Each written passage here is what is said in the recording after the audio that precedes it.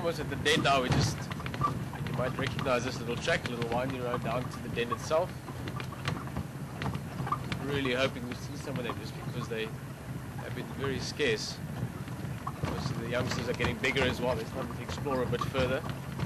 But it would be nice to spend a bit of quality time with our hyenas again. Let's go have a look.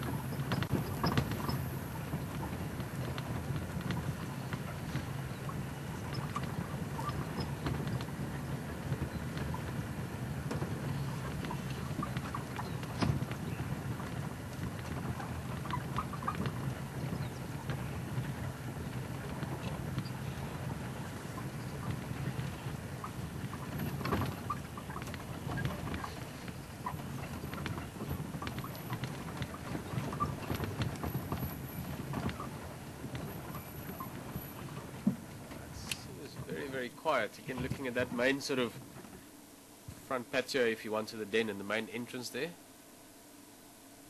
So it doesn't look like a lot of activity lately, so I'm wondering if they didn't maybe move.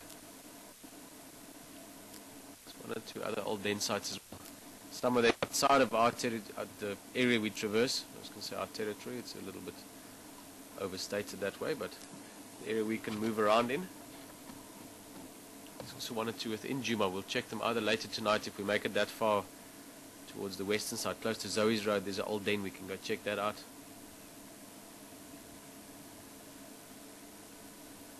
Still see a fly buzzing there and here, so it doesn't feel like they've totally left, but at the same time there's no major fresh tracks, and also we haven't seen them. So maybe these hyenas have decided to just back up and move on to the next little spot. They do that sometimes because of parasites, maybe too many fleas, things bugging in the den. Are getting bigger now, so they can afford to move around a bit more. Interesting little bit of a puzzle to solve. I'm sure in a few days we'll get more and more of an idea of where they've gone.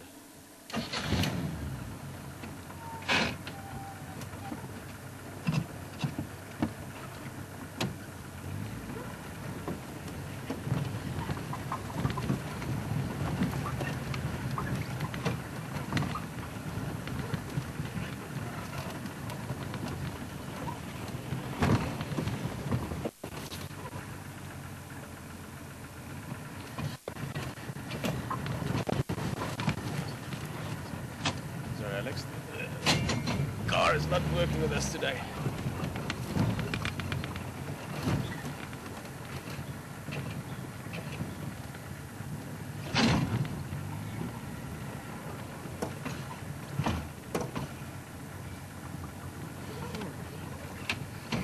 Still some tracks, so still hyenas that come past, adult tracks there, so one that came past, and maybe they're still around and they just haven't been close by lately.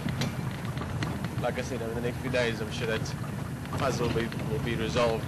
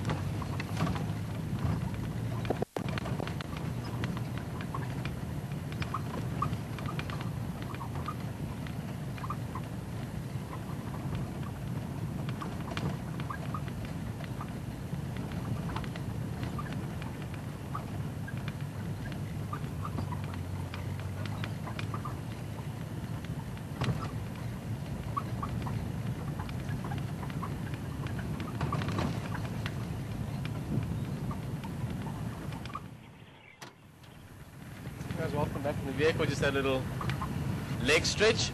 We're on Cheetah Cut Line, one of probably the most beautiful roads right on the boundary of Djuma. Got some beautiful big marula trees, very scenic drive. Might see some animals, don't often get impala on these roads as well.